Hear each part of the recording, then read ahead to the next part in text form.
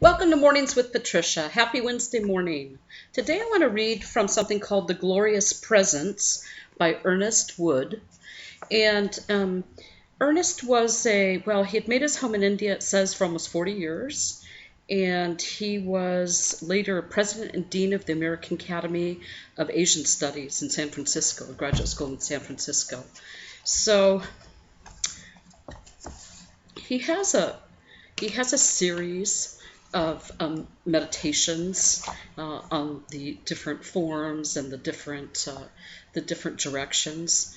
But I'm just seeing what else was. Anyway, let me just read it and we'll see what we see. So he says, songs of praise are numerous in Sanskrit. The present one, entitled Song of Praise to the South-Facing Form, stands out among the rest for its brevity and its close adherence throughout to the assertion of one reality. It is based on the belief that man can know that one reality, that men have known it in the past and can do so now, that in fact any man can do so if he has a mature mind, and follows the procedure described in the song. To fulfill this purpose, it is held, there is no need for special greatness of mind or anything approaching the mental power of genius. It is the right facing that will procure success. One teacher emphasized this when he wrote to an inquirer. Nothing draws us to any outsider save his evolving spirituality. He may be a Bacon or an Aristotle in knowledge, and still not even make his current felt a feather's weight by us, if his power is confined to manas, and manas is the thinking mind. So here's the first stanza of the meditation, meditation 1. Just go ahead, why don't you close your eyes and just take in some nice deep breaths while I read this to you, okay? So nice deep breath in and release.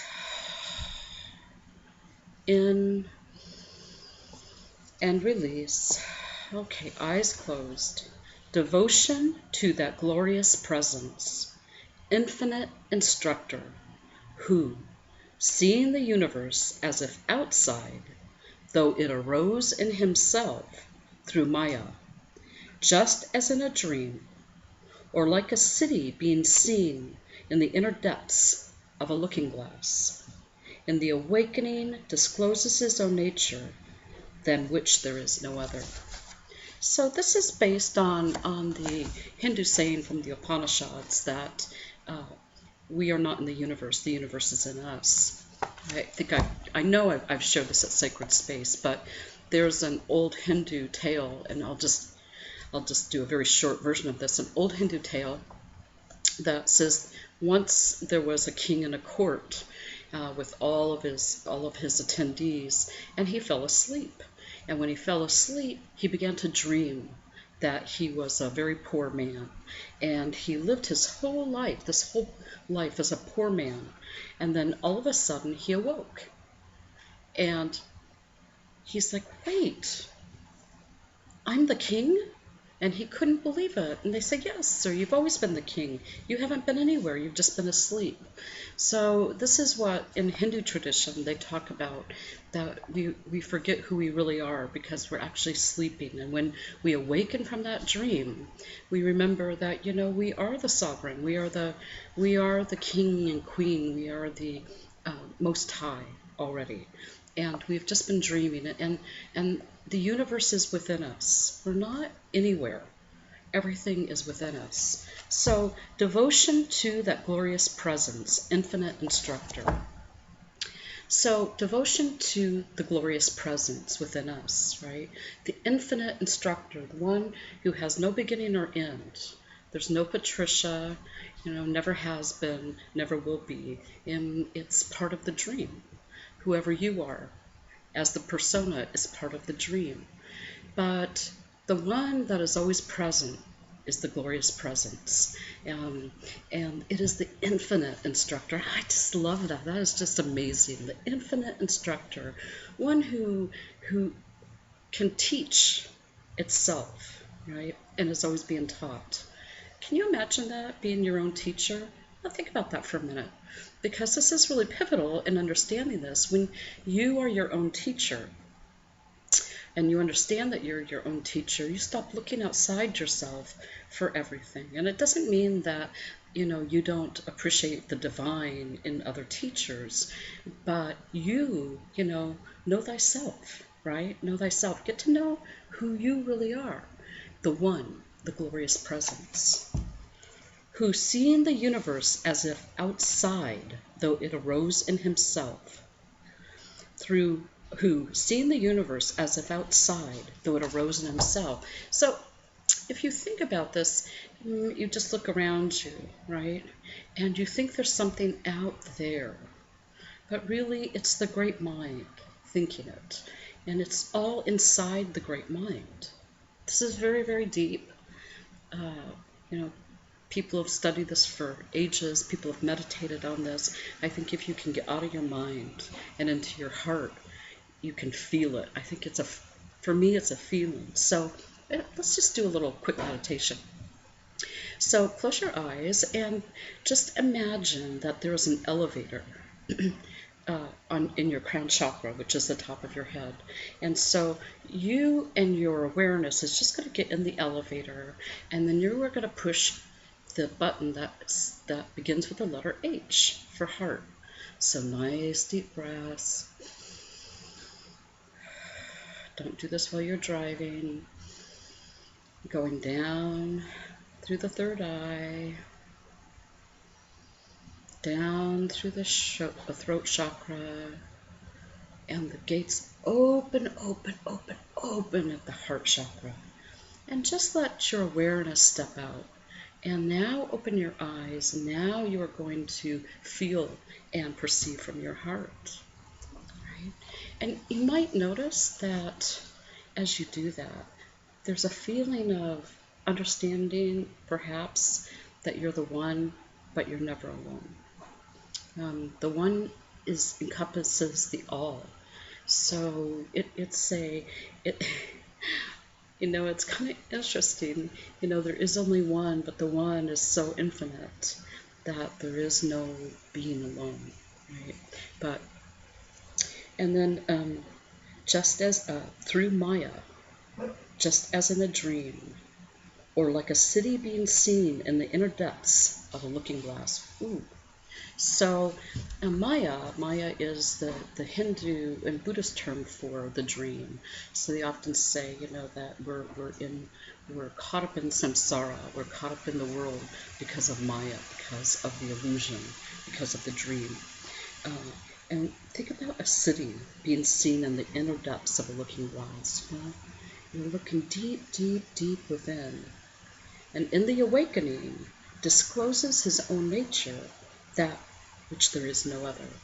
So upon awakening, like the king who awakens from sleep, becomes aware. We become aware of our own nature, right? Because that which there is no other. There is none other than our own true nature, our own true oneness, our own true being. And any thought that keeps us away from that leads us to suffering and leads to Maya, the illusion. So this is not a baton. This is my bookmark. I like to use these. This is an incense stick. This is Nagchampa, dragon's blood. It's very nice. And I just put it in, and then it sweetly scents the pages, right? You get the full effect of that. So as you're reading, then you can smell. It encourages the use of all or more of the senses.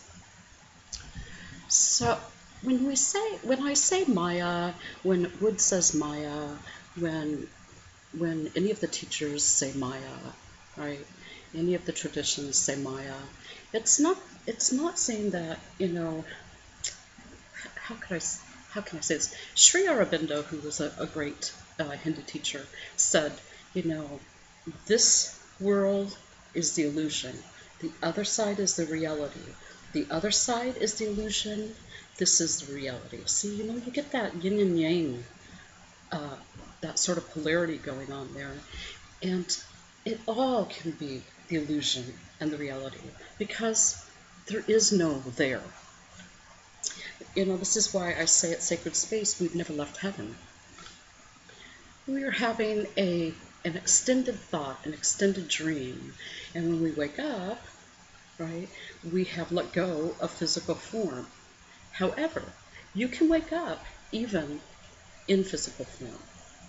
And this is also what's meant by the king, right? Because he had a physical body, and we know many of the masters and many people have awoken within the dream. What makes it different is you get to see the reality a little different, right? It's not so much a how can I say this, obstacle course. It's not an obstacle course. It's like a big fair. It's like you get to go and you get to explore everything, but you're not attached to anything, right? You don't need anything to be a certain way, because when you let go of needing something to be a certain way, then whatever appears is fantastic. It's remarkable. It's magnificent and magical. I wonder how it would be for you if you could really understand your day like that. If you could open your eyes and really see the world around you, instead of living, because see, here's the thing. So much of the time, we don't live presently with seeing the world around us. We live from a perspective of our thoughts, where we have an opinion or something, a commentary about everything around us, which distances us from that wonderful, glorious presence. So if you do run into something that appears to be an obstacle, let the infinite instructor in you just start to work that out. You don't have to have an opinion. Gosh, you do not have to have an opinion on everything. Isn't that remarkable? I bet you thought you had to have an opinion on everything. I think perhaps that maybe you felt that the world was waiting for your commentary. It's not. It's not. The world can definitely survive. All the worlds can survive without your commentary. But, from science we know that the observer effect is everything. So when you stay with your heart open and you just let things happen and come and go and just notice it. And if you want to engage in something, engage. But see if you can do it without commentary. See if you can do it without critical thought. That which criticizes everything. This is good, this is bad, right? We know that things are neither good nor bad, because what's good for one person might seemingly be bad for another.